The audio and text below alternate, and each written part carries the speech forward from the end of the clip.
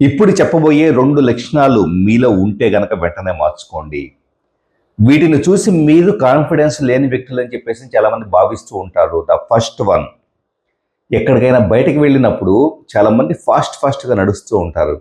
ముఖ్యంగా పబ్లిక్ చాలామంది మనుషులుంటే వాళ్ళ ముందు నడవాలంటే గనక ఇంటర్నల్‌గా నెర్వస్‌గా ఫీల్ అయ్యేసి చాలా ఫాస్ట్‌గా అడుగులేస్తూ ఉంటారు.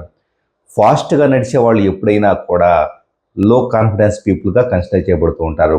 ఎవరైతే మంచి కాన్ఫిడెన్స్ లెవెల్ కలిగి ఉంటారో చాలా మెల్లగా, పెద్దగా ఎవరిని పట్టించుకోకుండా వస్తూ ఉంటారు. సో బాడీ వెయిట్‌గా ఉండేసి రకరకాల కారణాల వల్ల స్లోగా వచ్చి వాళ్ళని పక్కన పెట్టండి. నిజంగా సక్సెస్‌ఫుల్ పీపుల్ 100% మెల్లగా, అలాగని చెప్పేసి మరీ మెల్లగా కాదు, మోడరేట్‌గా నడుస్తూ ఉంటారు. ద సెకండ్ థింగ్, ఎప్పుడైతే మీరు ఒక విషయం మాట్లాడేటప్పుడు కళ్ళు ఎక్కువగా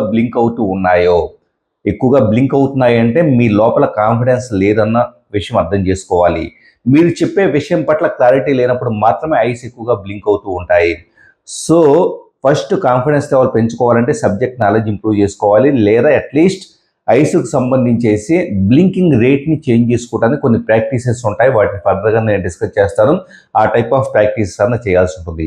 ఐ బ్లింకింగ్ రేట్, అలాగే మీరు వాకింగ్ చేసే స్పీడ్, ఈ రెండు కలిసి మీ కాన్ఫిడెన్స్ లెవెల్ ఎలా ఉందో తెలియజేస్తాయి. మరిన్ని ఇంట్రెస్టింగ్ టాపిక్స్ నెక్స్ట్ వీడియోస్లో చూద్దాం. Keep watching.